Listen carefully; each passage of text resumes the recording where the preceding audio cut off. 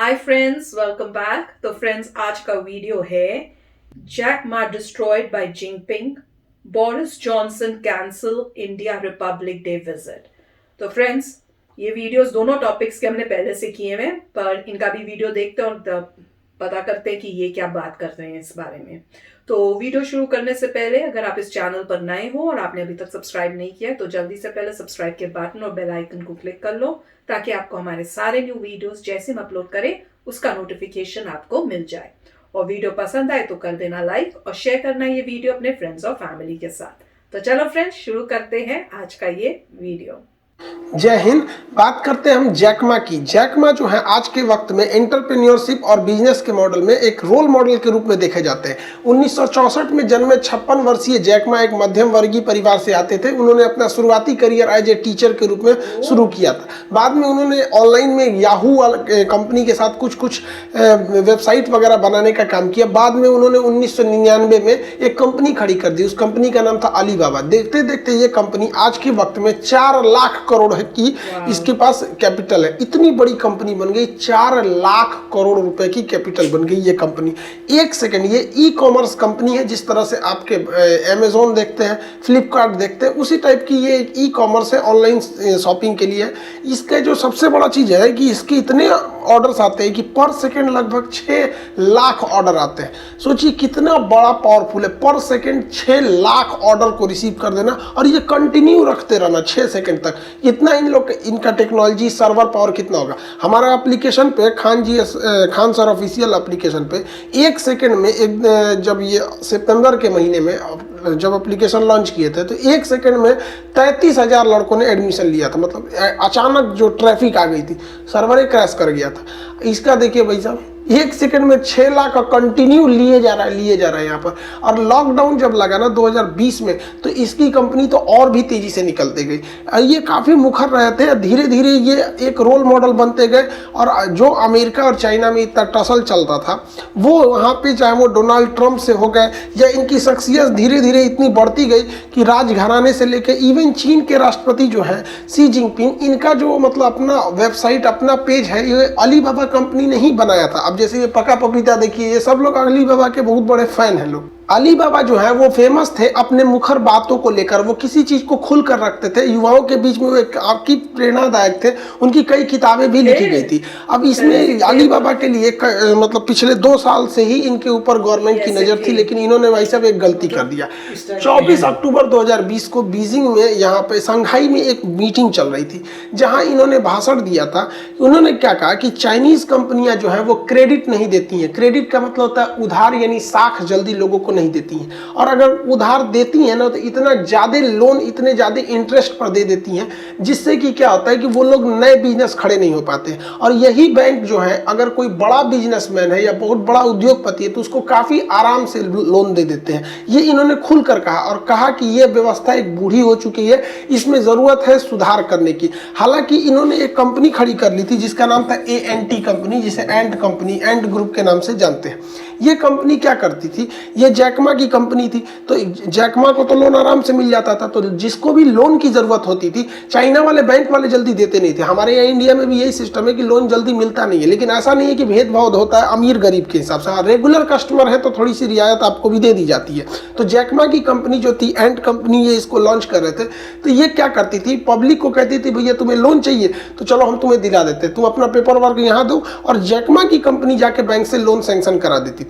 तो इसमें जैकमा का तो कुछ भी गया नहीं, एक तरह का केवल ये लिंक कर दिया, बदले में कुछ फीस ले लेता था इन लोग से, और ये लाखों की कंपनी बन गई। लेकिन जैकमा ने कहा कि ये अगर देश को आगे ले जाना है वर्तमान के हिसाब से, तो बैंकों को लोन ज्यादा देना पड़ेगा। लेकिन ये बात शी जिनपिंग को इतनी बुरी लग गई, ये मुड़घुइस ससुरा, यहाँ पे देहात में ना ऐसा आदमी को बिहार में मुड़घुइस बोला जाता है, मतलब बहुत दूसरे से जलते रहता है। इसने तुरंत कार्रवाई का आदेश दे दिया, इनके खिलाफ जांच बैठ गई। और देखते देखते 2-3 दिन के अंदर इतनी भयानक जांच लगी, उसके बाद इनको नजरबंद कर दिया गया। तुरंत इनको लगभग 100 करोड़ का लॉस लग गया यहाँ पर। और चीन सरकार यही नहीं रुकी, इन्हें मतलब चीन छोड़ने पर प्रतिबंध लगा दिया गया। जब इनकी कंपनी अपना इनिशियल पब्लिक ऑफरिंग निकाल रही थी, मतलब IPO जब निकाला जाता है शेयर मार्केट में एंट्री के लिए, कि भैया हम शेयर में जाना चाहते हैं, हम अपनी टोटल कंपनी जो है हमारी एंट कंपनी, उसका कुछ हिस्सा हम शेयर के रूप में बेचना चाहते हैं। तो वो शेयर टोटल 2.5 लाख करोड़ का था, लगभग 2.5 लाख करोड़ का ये शेयर था। पूरी दुनिया इस शेयर को खरीदने के लिए थी और कंपनी को यहाँ बहुत ज़्यादा मुनाफा होता, क्योंकि केवल कंपनी एक हिस्सेदारी बेचती और इससे इतना ज़्यादा पैसे को ये एक्वायर कर लेते। लेकिन ठीक 3 नवंबर को ये होने वाला था, लेकिन इसके एक दिन पहले शी जिनपिंग के आदेश से इसको रोक दिया गया। पूरी दुनिया में हलचल मच गई। इसके साथ ही अलीबाबा और उसके जो साथ के एंट ग्रुप के शेयर थे वो धड़ाधड़ गिरने लगे और कंपनी के जो प्रॉफिट थे उसमें बहुत तेजी से गिरावट देखने लगा। और उसी समय से जैक मा पिछले 2 महीने से गायब है। जैक मा जो थे अफ्रीका में काफ़ी ज़्यादा पैसे को इन्वेस्ट किए थे, अफ्रीका के पोर्ट्स वगैरह में वहाँ काफ़ी ज़्यादा किए थे। वो एक प्रोग्राम भी चलाते थे, अफ्रीका बिजनेस हीरो। इसमें वो एक जज के रूप में रहते थे। उन्हें जज के पोस्ट से भी हटा दिया गया था।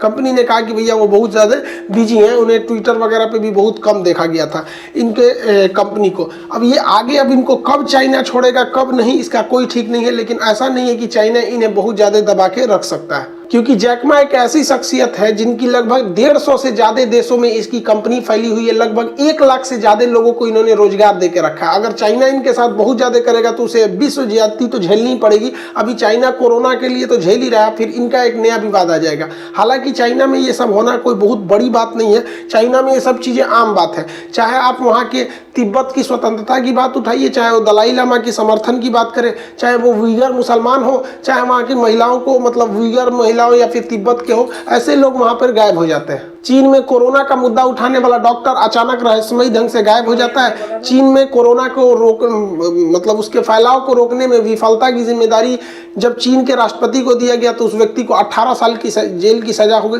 बड़ा आराम से चीन में ये सब चीजें कॉमन होते रहती हैं। ठीक है, इसी बीच चीनी राष्ट्रपति ने आदेश क्या दे दिया कि चीन की सेना हर सेकंड युद्ध के लिए तैयार रहे, उन्हें कभी भी युद्ध लड़ने के लिए कहा जा सकता है। अब भारत के लोग या मीडिया इसे इस तरह से दिखा रही है कि चीन हमारे पे कोई बहुत बड़ा हमला करने वाला, कुछ हमला नहीं करने वाला। दुनिया का ध्यान जैक मा से भटकाने के लिए या फिर इंडियन मीडिया या फिर इंडिया इस मामले को बहुत आगे ना उठाए, इसलिए ये कह रहे हैं लड़ने के लिए तैयार बैठो। मतलब साले तुम अब तैयार बैठोगे, इससे पहले क्या कर रहे थे? मतलब जो अप्रैल से जो बैठे हो, मतलब क्या कर रहे थे वहां पे? लोटा लेके बैठे थे क्या वहां पे? तुम भी तैयार बैठे थे, हम भी तैयार बैठे थे। तुम हमारे 20 जवानों को मारे, हम तुम्हारे 40 से ज्यादा को मारे। फर्क यही था कि हमने अपने जवानों को वीर गति से जो सम्मान मिलना चाहिए, राष्ट्रीय सम्मान से उनका अंतिम संस्कार किया। तुमने साले पता नहीं क्या खा गया सब उन सब को भी, कि कुत्ता बिलार को खिलाया कि कहाँ फेंक दिया, ये भी नहीं पता चला तुम लोग का। मतलब चीन वाले तुम समझते हो कि सब दिमाग तुम्हारे ही पास है। तो जैक मा को छुपाने के लिए तुम कह दो कि किसी भी सेकंड लड़ाई लगी जा सकती है और बाकी दुनिया लोल है, तुम्हारी बातों को सुन लेगी। और हम लोग को क्या पता कि भैया हम लोग तो अनपढ़ है, लोग नहीं समझते हैं तुम्हारी चाल क्या है। ससुरे तुमको लड़ना है तो लड़ो ना। पूरी दुनिया जानती है कि वहां लड़ाई जीतनी थी तो ठंड के दिन में जीत सकते थे। अब ससुरे ठंड खत्म हो गई तो तुम कह रहे हो कि किसी सेकंड लड़ाई के लिए रेडी रख सकते हो। जब किसी सेकंड लड़ाई के लिए रखना है तो 20,000 फौज को पीछे क्यों बुला दिए घोड़ा कहीं का? जब तुमको लड़ना ही है तो आगे लेकर भेजो और कहो किसी सेकंड के लिए लड़ाई के लिए रेडी रहो। मतलब जैक मा का ध्यान भटकाने के लिए तुम कुछ बोलोगे। भारत ने भी एक टेंडर दे दिया किसको? चाइना की कंपनी को। हालांकि लार्सन टुब्रू ने जो कंपनी का इसका टेंडर निकाला था तो लार्सन टुब्रू से केवल ये कंपनी ने 4% सस्ता रेट में किया। केवल 4% सस्ता रेट की वजह से इंडिया की गवर्नमेंट ने जो टनल बनाने की जिम्मेदारी दी गई थी, हाईवे के बीच प्रोडक्ट में आ रहा था, वो चाइना को दिया गया। हालांकि गवर्नमेंट ने जब ये सुर्खियों में आई तो इसको आनंद फानंद में कहा कि भैया अभी हम इस पे कोई डिसीजन नहीं लिए। तो गवर्नमेंट को भी सोचना चाहिए यार, वो धमकी पे धमकी दे रहा है, आप उसको टेंडर दे रहे हैं कि हमारे यहाँ सड़क बनाइए, ये बनाइए, सबको तो रोकना चाहिए तुरंत। उधर ब्रिटेन में कोरोना महामारी का जो नया स्ट्रेन आया है वो बहुत घातक है। मतलब समझ रहे हैं, वो 70% तेजी से स्प्रेड कर रहा है और ब्रिटेन में फिर हालत बहुत बिगड़ते जा रहे हैं। इस वजह से बोरिस जॉनसन ने ये घोषणा कर दिया था कि वो नहीं आ पाएंगे 26 जनवरी को, जो हमारा रिपब्लिक डे परेड होता है। अब इस परेड में वो नहीं आ सकते। हालांकि यहाँ हमें एक नया अपने लिए मुख्य अतिथि ढूंढना पड़ेगा, लेकिन मुख्य अतिथि भी हम ढूंढ लेंगे। लेकिन नरेंद्र मोदी जी को भी हम कहते हैं कि आप अपने भाषण में कृपया करके हाथ जोड़ के हम कहते हैं कि ये बात जरूर शामिल कीजिएगा कि भारत दुनिया के उद्योगपतियों के लिए एक बहुत ही अच्छा जगह है। यहाँ किसी को गायब नहीं किया जा सकता। आप जैक मा का नाम मत लीजिएगा, सीधे यही बोलिएगा कि यहाँ हम आपको इतनी स्वतंत्रता देते हैं कि आप किसी भी देश के, हमारे देश की तो बातें छोड़ दीजिए, आपको हमारे देश में तो कोई दिक्कत ही नहीं, आप किसी भी देश के यहाँ आइए, निवेश कीजिए, आप हमेशा स्वतंत्र हैं। बाकी विदेशी कंपनियां जो हैं, जितने भी माइक्रोसॉफ्ट, गूगल, जो बड़ी बड़ी जाइंट कंपनियां हैं, वो ऐसे देश में निवेश न करें जहां पर आपकी जान खतरा है, कब गायब हो जाएंगे। मतलब इशारा इशारा में आप कह दीजिए आपकी बातें बहुत, इतनी ही बहुत है। चाइना जब इतना बोल सकता है तो हम लोग काहे नहीं बोल सकते। देखिए जब बोरिस जॉनसन नहीं है तो अभी हमारे लिए समस्या ये है कि इतना जल्दी हम किसे बुला सकते हैं। इतनी जल्दी तो कोई आएगा भी नहीं, उधर अमेरिका से तो कोई आएंगे भी नहीं, क्योंकि ट्रंप जा रहे हैं 28 को, वो खुद बैठ रहे हैं, तो वहां से तो उम्मीद भी नहीं है। रूस को बुलाना ठीक भी नहीं है, रूस इतना जल्दी आने के लिए चांसेस भी कम है। हमारे हिसाब से सबसे जल्दी बुलाना चाहिए तो दलाई लामा को। जिस तरह से चीन धमकी दे रहा है कि मतलब तुम तो चीन के कमजोर नस पे पैर रखो, हर सेकंड तुम तैयार है तो कर, सोच रहा हम लोग भी यहाँ तैयारे बैठा है यहाँ पे। तो दलाई लामा सबको बुलाना चाहिए, क्योंकि चीन की जो एग्जाइल सरकार है जो चला रहे हैं बाहर से, ब्रिटेन से, उन्हें बुलाइए, दलाई लामा को बुलाइए, बेहतरीन यही रहेगा यहाँ पर। क्योंकि भाई देखिए वो खुला समर्थन करता है चाइना पीओके के मैटर पे पाकिस्तान का, वहां से सीपीईसी सड़क ले गया, तो हम लोग क्यों नहीं करेंगे भैया। ये बुद्ध की धरती रही है हमारा देश यहाँ पर, ये उनके अनुयायी है, इन्हें बुलाना चाहिए। नहीं अगर इन्हें नहीं अगर बुलाना है तो एक पास में ये ऑप्शन रह सकता है कि चाबहार पोर्ट की अभी हमें खासा जरूरत है। हमने अभी बताया आपको कि एक पाइपलाइन के थ्रू हमें उज्बेकिस्तान के थ्रू भी जाना है हमें। और अभी क्या है कि 28 जनवरी को अमेरिका में राष्ट्रपति बदल जाएंगे, तो ईरान से जो सैंक्शंस वगैरह थे वो हटा लिए जाएंगे, तो ईरान के राष्ट्रपति को भी हम लोग बुला सकते हैं। लेकिन अभी ईरान को बुलाने का मतलब है कि गड़बड़ ये हो जाता है कि मिडिल ईस्ट वाला भड़क जाता है सब। तो हालांकि भारत को ये विदेश मंत्रालय को डिसीजन लेना है। विदेश मंत्रालय पर भी इस बार काफी खासा दबाव है कि एक कम समय में और किसे मुख्य अतिथि के रूप में लाए जाए, एक बड़ी चुनौती है। हम उसे आसियान से लाएं या कहां से लाएं, लेकिन उम्मीद यही है कि हम अपने आस पड़ोस से ही लाएंगे। आई होप आप इसे समझ गए होंगे। मिलेंगे नेक्स्ट क्लास में। जय हिंद। तो फ्रेंड्स, जैसे हमने बाकी वीडियोस में देखा था उसी टाइप से इन्होंने भी वही इंफॉर्मेशन दी है। और मैं तो पहले शॉक हो गई, क्योंकि अगर आप देखो तो उन्होंने जब शुरुआत में उनके बारे में बताना शुरू किया था, जैक मा के बारे में था करके एड्रेस कर रहे थे कि वो था। मेरे ख्याल से वो ये कह रहे थे कि फिर ठीक हो गए थे। नहीं, उनका मतलब था कि वो टीचर थे, मतलब नहीं टीचर थे नहीं, मतलब इस तरीके से कि वो, क्योंकि अगर आप बोलेंगे टीचर थे तो थे, पास्ट में थे, तो मेरे ख्याल से वो बात करते पास्ट में कि उन्होंने ये किया था वो किया था, पास्ट की बात हो रही पर मुझे तो यही मतलब वो कह रहे हैं कि उनको ज्यादा देर पकड़ के नहीं रख सकते। पर मैं तो ये सोच रही थी अगर पकड़ के रखा हुआ है उसके बाद रिलीज करेंगे तो उस टाइम पंगा होगा, क्योंकि वो सब कुछ बता देंगे कि उनके साथ क्या हुआ क्या नहीं। वो ऐसा नहीं होता, क्योंकि जो रिलीज करते हैं इस कंडीशन में कि तुम नहीं रिवील करोगे क्या क्या हुआ, अगर रिवील करोगे तो फिर पकड़ लेंगे। क्योंकि जिसमें पकड़ने की शक्ति है, क्योंकि पहली बात वही है, डेमोक्रेसी नहीं है। वही तो, किसी को भी पकड़ लिया, डेमोक्रेसी नहीं है, एक ही पार्टी रूल करती है। उसने अगर छोड़ेगी भी तो ये बोल के कि अभी छोड़ दिया है और दोबारा कभी भी हम पकड़ सकते हैं, तुम्हारे खानदान को पकड़ सकते हैं, कुछ भी कर सकते हैं। वो तो है। जिन बंदों ने वो एंट का आईपीओ रुकवा दिया, वो उन्होंने सिग्नल दिया था कि हम तुम्हारे एंट का आईपीओ रुकवा सकते हैं। इससे होता ये है कि एक ऑप्शन होती है, उससे ये होता है कि जैक मा जो है वो भाग के यूएस में आ सकते हैं या किसी और का पकड़ा हुआ, तो उन्होंने मना कर दिया था ना कि आप बाहर नहीं जा सकते। हाँ, तो वही है ना, पहले नॉर्मलाइज करेंगे, हाँ ठीक है जी ठीक है, 1-2 साल बाद भाग के दूसरी कंट्री में। बहुत सारे लोग हैं हिस्ट्री में देखिए जिनको अपनी कंट्री में तकलीफ हुई थी और वो भाग के चले गए थे किसी और कंट्री में। यूएस नहीं कह रहा, यूएस के भी लोग भाग के रशिया गए हुए हैं। अगर आप देखेंगे, मैं उसका नाम भूल गया हूँ, स्नोडन जो था, एडवर्ड स्नोडन जो है, शायद वही नाम था, वो यूएसए से भाग के रशिया गया है। तो जिसको अपनी कंट्री में तकलीफ होती है वो भागता है और किसी और में जाता है, और नॉर्मली उसमें स्पाई नेटवर्क हेल्प करता है। अब जैक मा, लोग सोचेंगे अच्छा जैक मा कैसे चले जाएगा ये अमेरिका। अगर जैक मा किसी भी इनडायरेक्ट तरीके से सीआईए को बताता है कि मेरे को आना है, तो CIA will make it happen. CIA पूरा अरेंजमेंट करेगा और एक तुरंत में लगेगा जैक मा वहां आ गया। क्यों? क्योंकि सीआईए की पावर है। तो अपने बल पे तो सबको पता है कि उसे पता होगा कि अगर चाइनीज करे तो वो जा नहीं पाएगा, मगर अगर वो यूएस से हेल्प मांगता है तो एक झटके में वहां से वहां हो जाएगा। अब ये होता है, मुझे पता नहीं, चाइना को भी पता है क्या जैक मा के पास ऑप्शंस हैं। इतना अमीर आदमी है, उसको कितनी देर तक रोकोगे? मगर कि तुमने इतने अमीर आदमी को भी रोक लिया, ये इसलिए पॉसिबल था क्योंकि डेमोक्रेसी नहीं है। डर लगता है, घबराहट होती है सब सुन के कि क्या ह्यूमन वैल्यू ही नहीं है, कुछ भी हो सकता है वहां पे अगर आप रह रहे हो। और दूसरा, जब उन्होंने बताया था बोरिस जॉनसन की जो कैंसिल हुआ है, तो उन्होंने ये कहा कि जो बाइडेन है वो 28 को बन रहे हैं। मेरे हिसाब से तो 20th को उनका होना है, वो बनेंगे। हाँ, 20 में होना चाहिए, तो वहां मेरे ख्याल से उन्होंने गड़बड़ की है। तो और इन्होंने कहा कि अपनी सजेशंस दी हैं, हमने भी दी थी, आपने भी दी थी, और आप में से कईयों ने कमेंट सेक्शन में लिखा था कि उन्हें दलाई लामा जी हैं जो उनको करना चाहिए। तो वो भी एक अच्छा ऑप्शन है अगर स्ट्रॉन्ग मैसेज करना है, पर अब किस वे से वो थिंक प्रोसेस करते हैं और क्या सोचते हैं, ठीक है। अब इसमें ये भी है कि क्या दलाई लामा इन चीजों में पढ़ना चाहते हैं कि नहीं पढ़ना चाहते, क्योंकि वो स्पिरिचुअल बंदे हैं। हो सकता हो कहें मेरे को पॉलिटिक्स में लेना देना नहीं है, मैं समझ सकता हूँ कि तिब्बत से भाग के आया, मैं समझ सकता हूँ।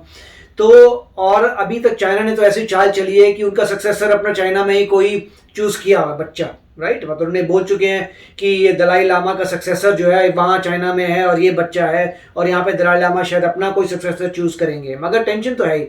मगर क्या इंडिया डिसाइड करता है, अभी देखेंगे कि किसको। बट नॉर्मली हाँ, अगर चाइना को रिस्पॉन्स देना है तो वो दलाई लामा जी को बुला सकते थे या ताइवान के लोगों को बुला सकते हैं। मगर उससे कंट्री को देखना पड़ेगा कि और एस्केलेट ना हो जाए सिचुएशन। करना क्या चाहती है इंडिया?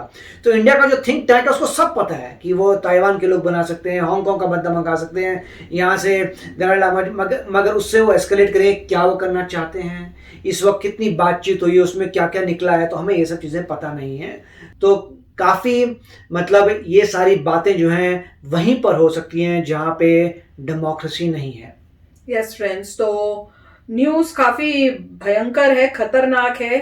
मैं तो यही कहूँगी कि जो चाइना में रह रहे हैं शायद उनको थोड़ी अवेयरनेस आए कि कितने अनसेफ है उनकी लाइफ वहाँ पर, और जो बड़े बड़े बिजनेसमैन हैं शायद उनको ये इससे पता चलेगा कि ये इधर बिजनेस कर रहे हैं तो कुछ बोल नहीं सकते, बेटर मूव आउट। तो देखते हैं क्या होता है। पर इन्होंने ये अच्छा बोला था कि इंडिया को इस बारे में बोलना चाहिए कि भाई हमारे यहाँ पे जो है बिजनेसमैन सेफ है। तो क्योंकि मुझे याद आ रहा है कि जब यहाँ पे एक न्यूज़ आई थी कि लोगों ने एप्पल की मेरे ख्याल से फैक्ट्री या उसको डिस्ट्रॉय कर दिया है, तो वहां से चाइना ने न्यूज़ दी कि देखो हमारे यहाँ पे तो आप लोग सेफ हो, मैन्युफैक्चरिंग हो सकती है। तो अगर वो बोल सकते हैं इस टाइप के मैसेजेस, तो हमारा यहाँ मीडिया को भी बोलना चाहिए इस टाइप से कि भाई हमारे यहाँ आओ, यहाँ पे बिजनेसमैनों को जो होते हैं वो मिसिंग नहीं होते हैं, उनको फ्री है, उनको पकड़ा नहीं जाएगा, इस टाइप से। तो वो पॉइंट मुझे अच्छा लगा था। तो चलो फ्रेंड्स, चलते हैं, मिलेंगे नेक्स्ट वीडियो में बहुत ही जल्द। Till then take care and bye bye. तो अगर आप मेरे इस चैनल पे नए हो तो जल्दी से सब्सक्राइब के बटन को हिट करो और बेल आइकन को क्लिक करो ताकि आपको मेरा जब नया वीडियो मैं लगाऊं आपको उसके बारे में जल्दी से पता चल जाए।